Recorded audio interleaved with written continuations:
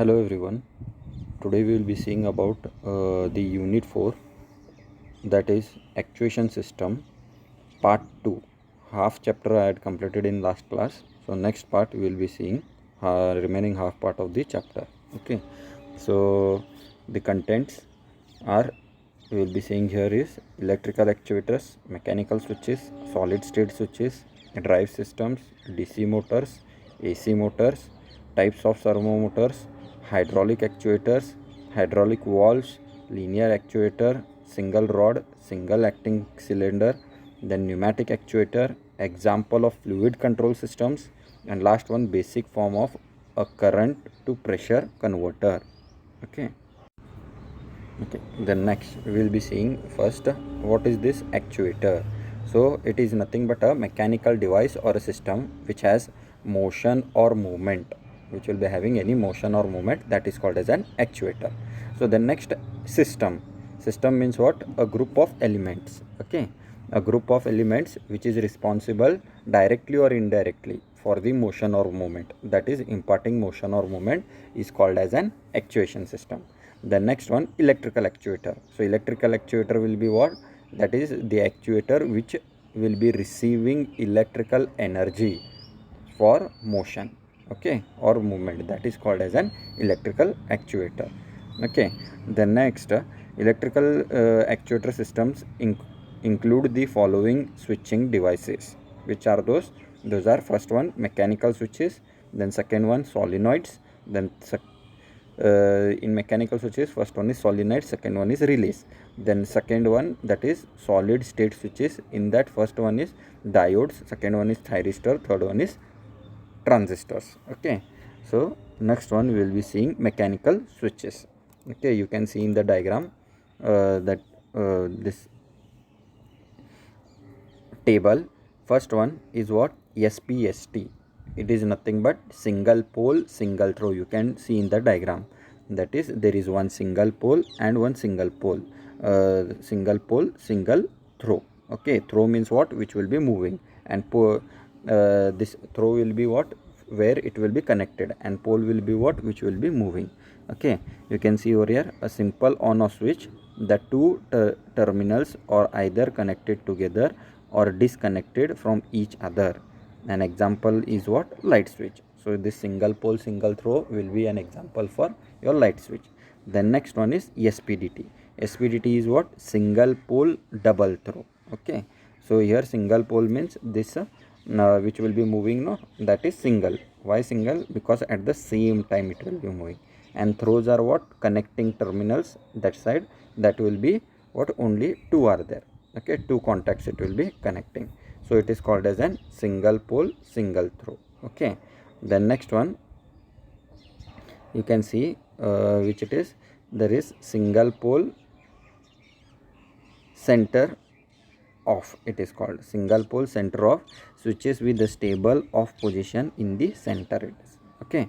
The next one is what? Double pole single throw. So here it will be what?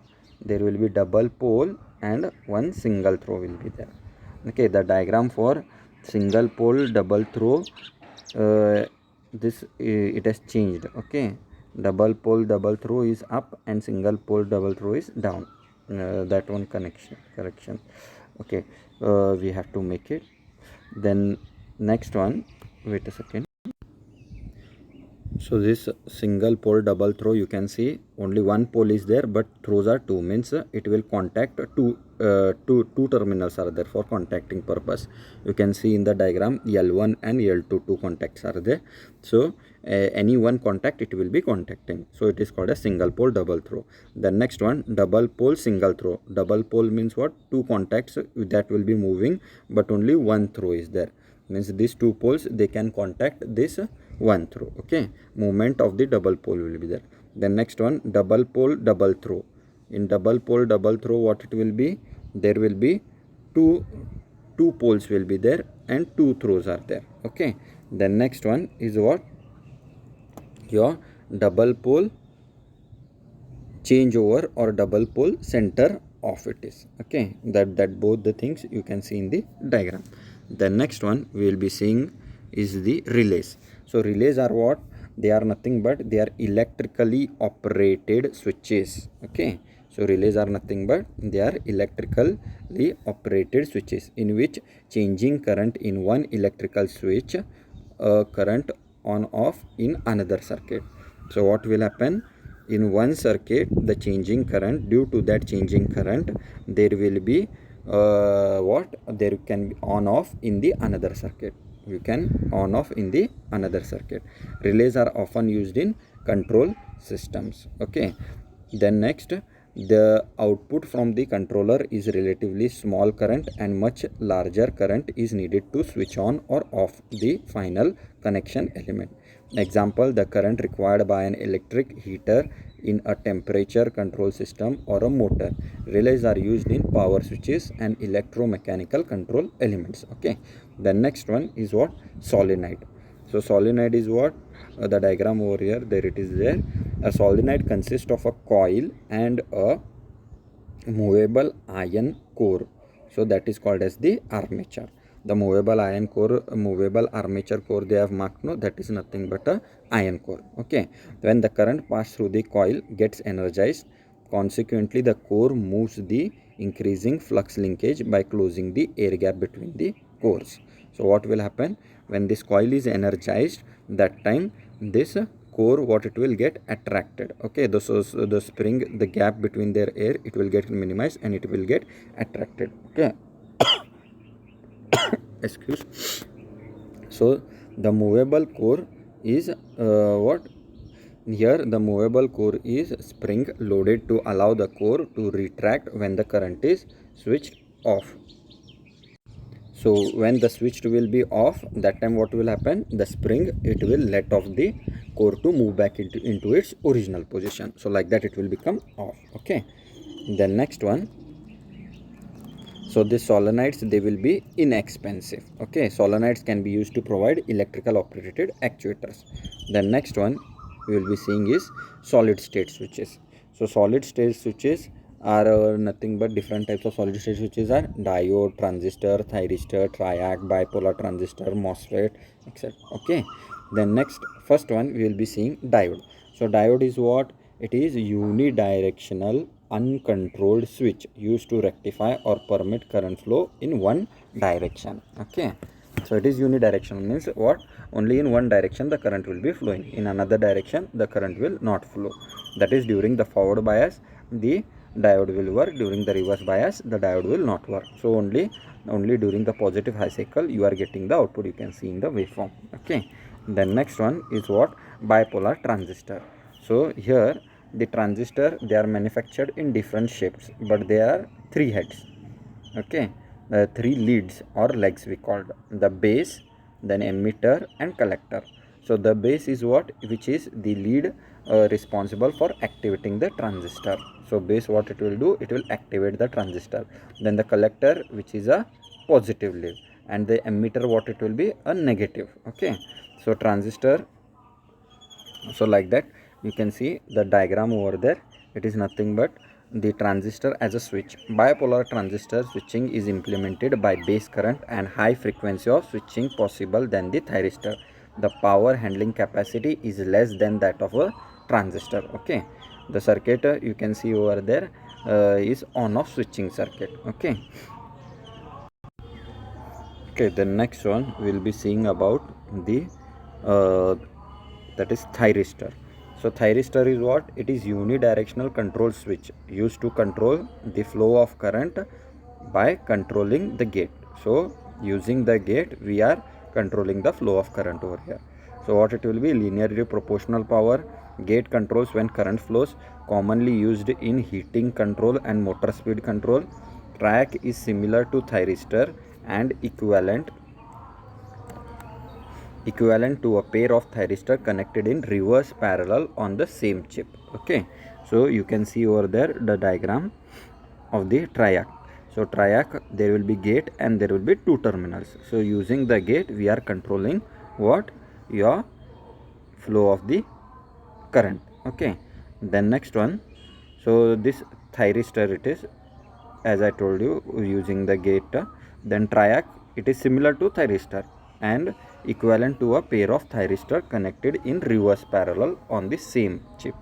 So here what it will be, your triac you can see over there, and this triac you can see in the diagram, it is two thyristors connected reverse in parallel. Okay, so like that it will be. Then next one is, you can see over here, is MOSFET. So here no current flows in the gate to exercise the control. The gate voltage is the controlling signal over here. Okay, so here no current will flow into the gate, but it is used to exercise the control. Means the gate voltage is the controlling signal. Only one signal if we give to that gate, then it will be started like that. Okay, here thus driver circuitry can be simplified. Here example, there will be no concern about the size of the current with MOSFET. Higher frequency switching is possible up to 1 megahertz level voltage.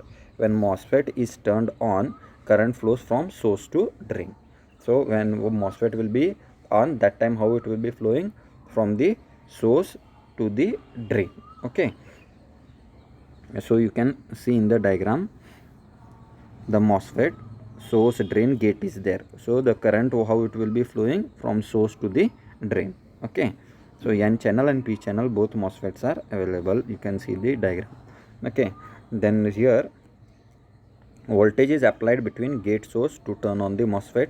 MOSFET can be turned off by removing the gate voltage.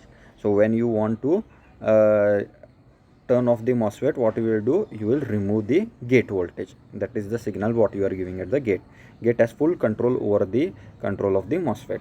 A level shifter buffer required to raise the voltage level at which the MOSFET starts to activate, interfacing with the simpler than the transistor it is. Okay, then next one we will be seeing about the drive systems.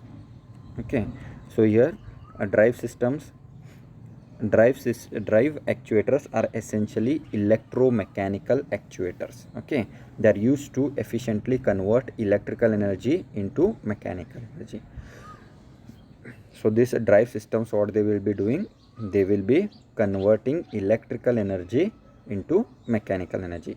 So magnetizing is the basic of the principle of the operation. So magnetizing, it is the basic principle over here. What they will be using? They will be using permanent magnets or electromagnets and exploit the electromagnetic phenomena in order to produce the actuation.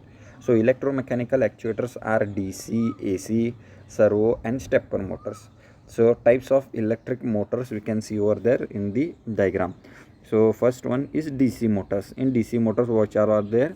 Shunt motors, separately excited motors, series motors, compounded motors, permanent magnet, DC and servo. Okay, then next one, in AC motors it will be induction motor, synchronous motor.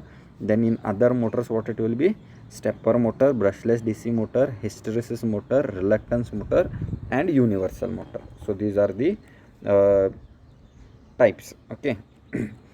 First one, that is DC motors. In DC motors, what I told you, first one, shunt DC motor. So here what it will be? In shunt DC motor, the rotor and the stator windings are connected in parallel. So here what it will be? The rotor and stator windings are connected in parallel. That will be shunt DC motors. Then next one, separately excited motor. So here the rotor and stator are each connected from a different power supply. Okay. So here in the DC shunt motor, the rotor and stator windings are connected in parallel, but here they are separated and connected to different power supply. Okay. And then next one, series motor.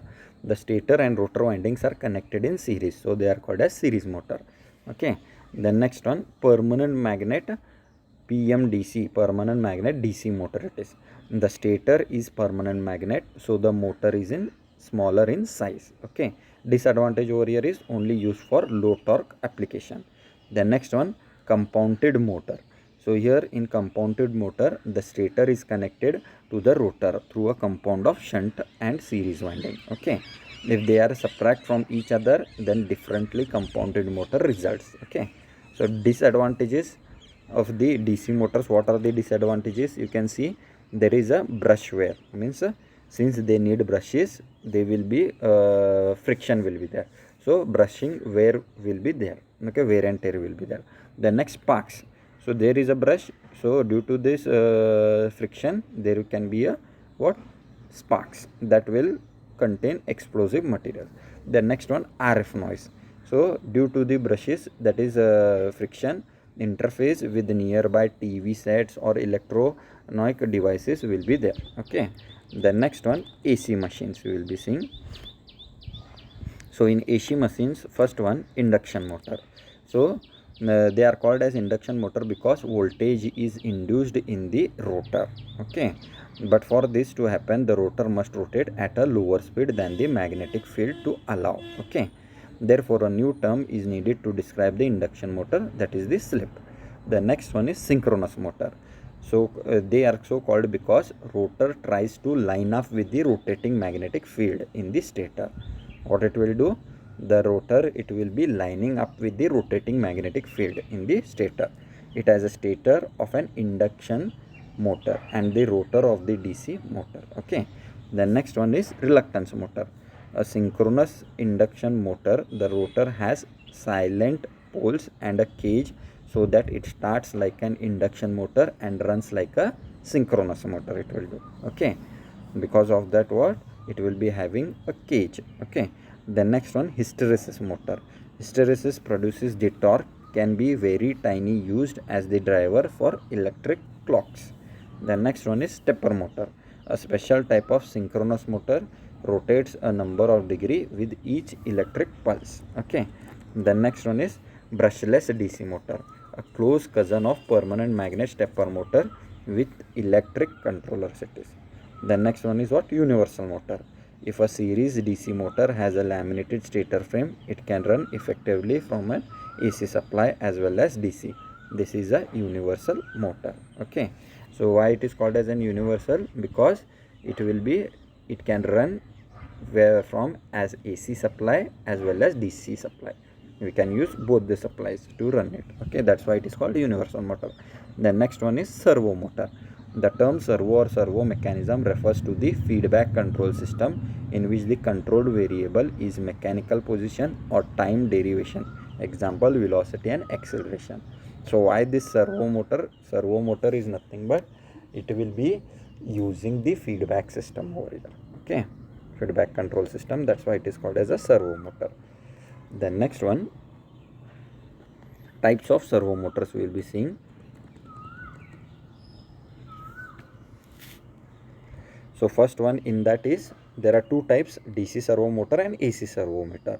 So DC servo motor, a DC servo motor consists of a small DC motor, feedback potentiometer, gearbox, motor drive, electronic circuit and electronic feedback control loop. It is more or less similar to normal DC motor. Okay, so these motors are preferred for very high power. These motors may be of the following types.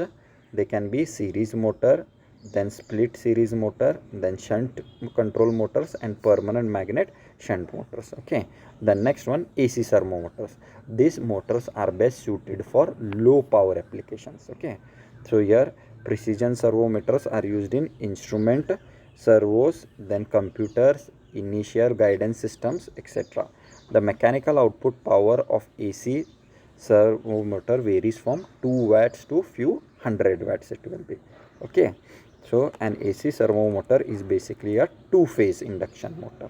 Okay, the next one we will be seeing about the hydraulic actuators. So here the hydraulic actuators, you can see the components of hydraulic actuators in the diagram. Okay, so here what all it will be there, there will be a pump that it will deliver high pressure fluid. Okay, then there will be a pressure regulator, it limits the pressure in the system. Then there will be what, valves, this controls flow rates and pressure. Okay, then there will be a distribution system. What it will do, it is composed of hoses or pipes, means it will distribute. Okay, means it will send the fluid in. Okay, the next one, infrastructure. It consists of an elements contained in the dashed box in the figure and is typically used to power many hydraulic valve, actuator and subsystems. Okay, the next one we'll be seeing about hydraulic valves. Okay, so you can see in the diagram the construction and the symbol of the hydraulic valve.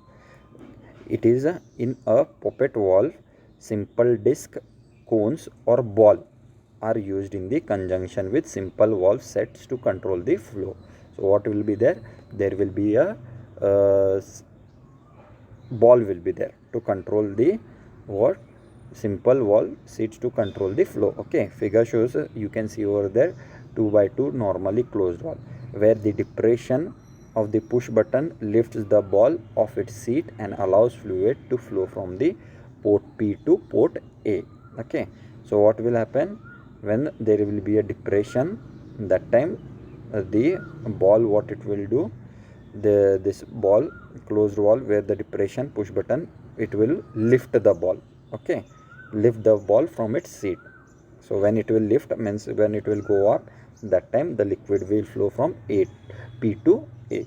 When the button is released, spring the fluid pressure force balls up again, closing the valve. So what will happen now? In this you can see over the diagram, when you push, that button is there on top. When you push the button, it will go down and the liquid will flow. When you will release the button, the ball will go up and it will close that A, near A it will go, so liquid will not flow. Okay, like that it will be working. The next one, linear actuators we will see. So linear actuators, in that single acting cylinder is there. Okay, so here a single acting cylinder is designed to apply force in only one direction. So single acting cylinder, what it will be, the force will be only in one direction. It consists of a piston inside a cylinder housing called a barrel. A is attached to one end of the position and it extends outside the barrel. At the other end is a port for entrance and exit of the oil. Okay, so whenever that rod will be there and piston is there, it will be moving in one direction. Okay, that in the schematic, that diagram you can see that rod, it will move in one direction. Okay, the next one, a single acting cylinder can exert a force only in extended direction. This cylinder do not retract hydraulically. Okay, retraction is accompanied by inclusion of compound spring or by using gravity. The next one we will be seeing the double acting cylinder. Okay, so a double acting cylinder is capable of delivering what? Force in both direction. So it will deliver the force what? In both the direction. Means in both the direction it will deliver the force. Okay, then most commonly it is in industrial hydraulics. The barrel is made of seamless steel tubing honed to a tine finish or surface. The piston, which is made of ductile iron, contains U-cap packings. The leakage between the piston and the barrel. The port are located in end cap, which are secured to the barrel by tie rods. Okay, as the fluid from the pump enters the cylinder through port 1, you can see in the diagram, through port 1 when it will be entering, that time the piston forward and fluid is returned to the reservoir from the cylinder through port 2. During the return stroke, the fluid is allowed to enter the cylinder through the fluid from the other side of the piston goes back to the reservoir through the port 1. So like that it will be working. The next one is pneumatic actuators. So pneumatic actuators, what are those? These are nothing but pneumatic systems. They use pressured air over here. So pneumatic actuators, what they will use? They will be using air. Okay, that is, they will be use pressured air to transmit and control the power. So air is used as the fluid. Because why we are using here air? Because it is safe, it is less expensive, readily available, it can be inducted and exhausted directly to the atmosphere. Okay, then next one, what components of pneumatic systems? Okay, so what are the components of pneumatic systems? Here it has compressor, then air treatment unit, then next one reservoir, and last one control valve and actuator it will be having. Okay, so first one, compressor. So you can see in the diagram there is a compressor. Why it is used? It is used to provide pressured air. So it will make the pressured air. Okay, so here next one, air treatment unit. So here air treatment unit, after the inlet air is compressed, excess moisture and heat are removed from the air. So that is the air treatment unit. What it will do, it will remove the excess moisture and heat. The next one, reservoir.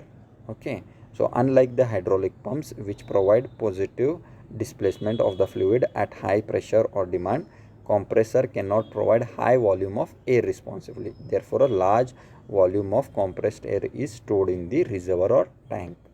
So this reservoir, there will be one tank. In that tank, compressed air will be what stored. Okay. The next one is control valve and actuators.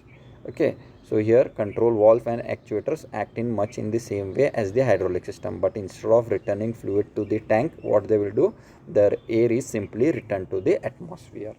So there what was feedback was there, means it was returned back to the tank, that oil, but here that the air, it will be returned to the atmosphere. Okay, it will not return back. The next one, we will be seeing about the example of fluid control system. So you can see in the diagram the features of a system of the control of a variable such as a level of a liquid in a container. Okay, here the output from the liquid level sensor after signal conditioning is transmitted to the current pressure converter. It is then converted into a gauge pressure, which is then actuates a pneumatic control valve, and so the control the rate at which liquid is allowed to flow into the container. Okay. So you can see here liquid level sensor is there, that it will be seen. Okay, so fluid control system, when it will be full, it will tell it is full and it will stop. When it will be less, it will tell it has to fill it, like that. Okay, the next one, basics form of current to pressure converter. Okay, that will be seen. The diagram you can see over there. In the diagram, the input current passes through the coils. Okay, that coil is there, it will be passes through the coil mounted on the core, which is towards the magnet. Okay, the extent of the attraction depends on the size of the current. So how much it will be attracting, that it will be depending upon the how much current they have been applied, because that is what the coil is there. The coil will produce the magnetic field, which will be depending upon the how much the current will be given to it. The movement of the core causes the movement of the flapper above the nozzle. So what will happen, the movement of the core, what it will be there, the core causes movement of the flapper. Flapper means what, this black one straight it is there, no, it will move. Flap means what, it will continuously move up and down, that one it is. Okay, the next, springs on the flapper are used to adjust the sensitivity of the converter. Okay, these are standard value at and are generally used in such systems. Okay, understood this, how it will be working. So here the flapper is there, then there will be gap, then supply pressure will be there. So this, how much it will be flapping, that much it will be giving the what, the pressure. Okay, the position of the flapper in relation to the nozzle determines the rate at which air can escape. So how much fast it will be, less air will escape. If the flapper movement is slow, then more air will be escaping from that gap. Okay, you can see in the diagram. So like that, this current to pressure converter will be working. Okay, by this we will be finishing this chapter 4. Thank you.